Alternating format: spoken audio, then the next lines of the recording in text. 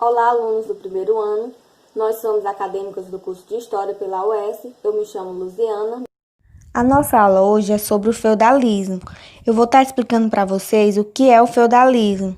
O feudalismo é um modo de produção de uma sociedade.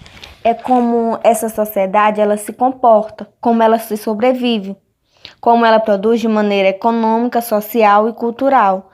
Assim como nós, antes do feudalismo, tivemos o modo de produção escravista, o modo de produção asiático, hoje a grande maioria dos países vivem a produção capitalista.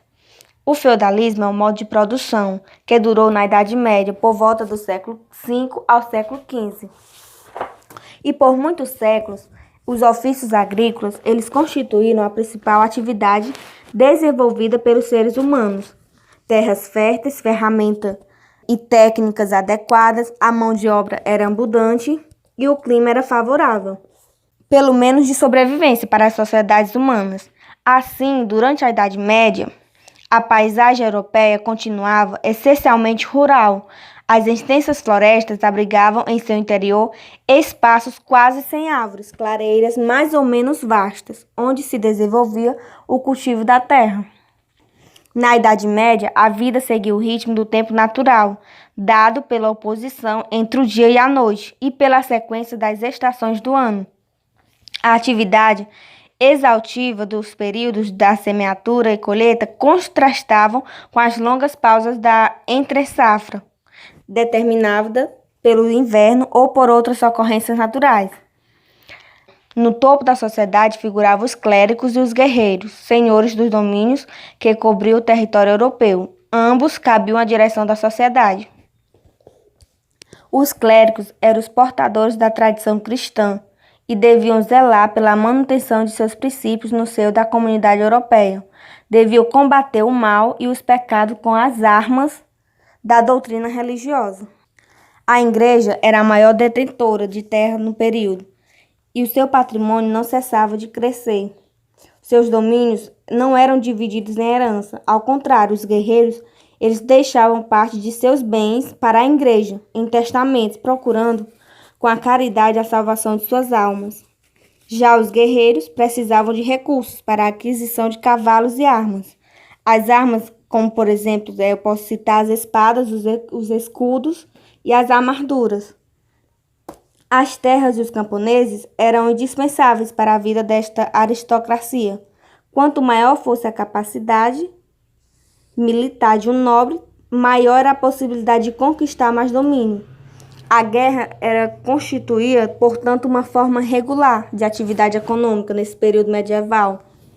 Em função disso, desenvolveram-se no interior da aristocracia relações de subordinação pessoal e compromissos militares recíprocos. Desde o século IV, através de um acordo denominado Contrato Feudo-Vasálico, os nobres poderosos eles cediam a outros, em troca de auxílio militar, alguns benefícios, em geral as terras, para estes pudessem garantir o seu sustento e a sua condição social.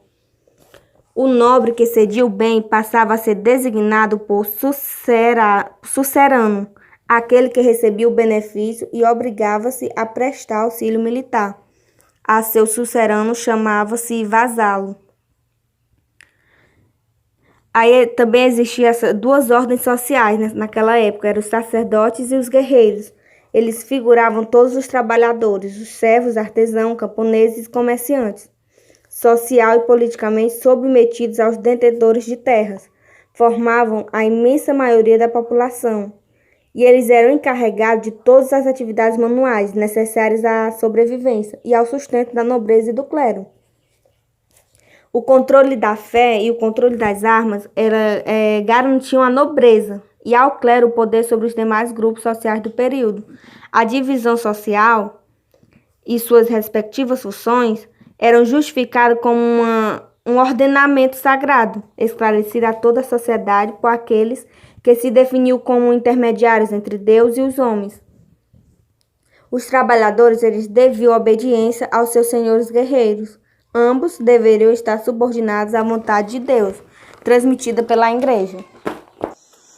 Meu nome é Leidiane, sou acadêmica do curso de História pela UES, do Polo de Camusim. Dando continuidade ao conteúdo, agora eu vou explicar um pouco sobre a nobreza, os poderes políticos e o senhorio e destacar aqui uma imagem para vocês.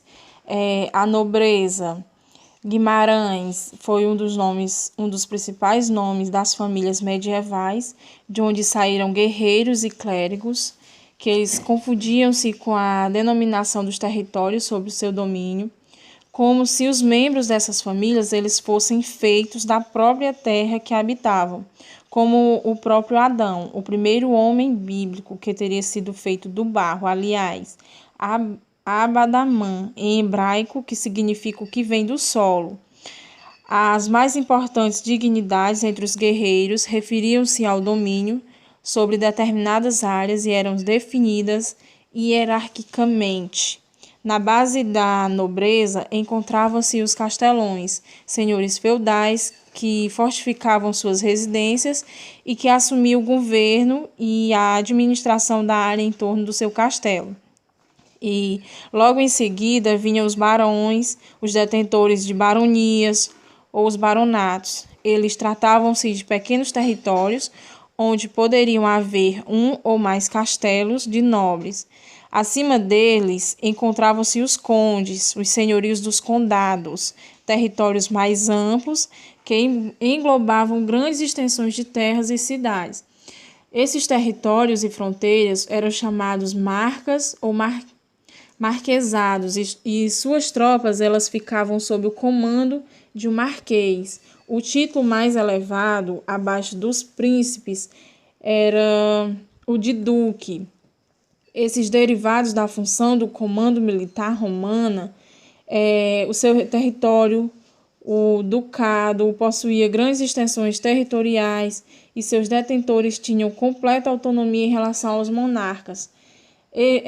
O estabelecimento da hierarquia entre os guerreiros e a elaboração de histórias de famílias, as genealogias, deram origem à chamada nobreza, ou seja, uma classe social guerreira que se apresentava como superior a todos os demais grupos. A única instituição com elevado grau de centralização continuava a ser a igreja, numa sociedade agrária como esta. A terra era o bem mais valioso, mais desejado.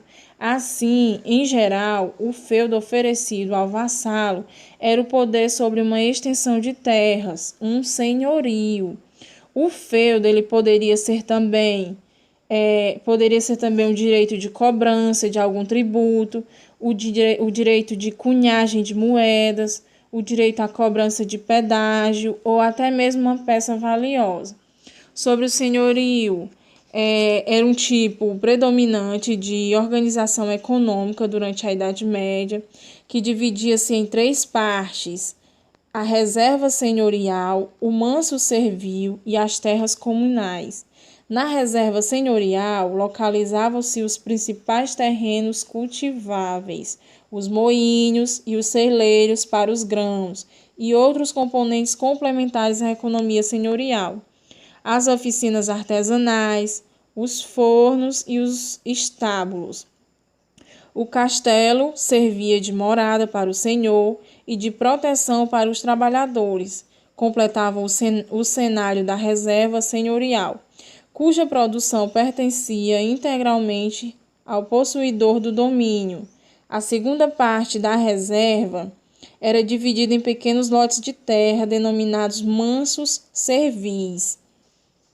Cada unidade ela era concebida a uma família de camponeses que devia, por essa concessão, uma série de obrigações ao senhor do domínio, como o trabalho na reserva senhorial, também conhecido como corveia, e a entrega de parte da produção realizada no manso.